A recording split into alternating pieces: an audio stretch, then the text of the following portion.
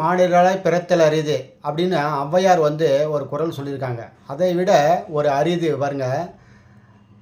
யுகங்கள் 4 யுகங்கள் கொண்டது ஒரு சதுர யுகம்.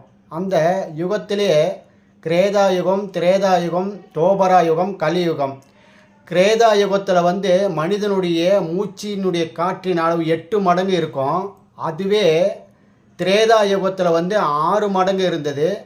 தோபரா யுகத்தில் 4 மடங்கு இருந்தது. இப்போ கலியுகத்தில் 2 மடங்கு தான் இருக்குது. அப்போ ஆயுட்காலம் 8 எங்கே இருக்குது, 2 எங்கே இருக்குது?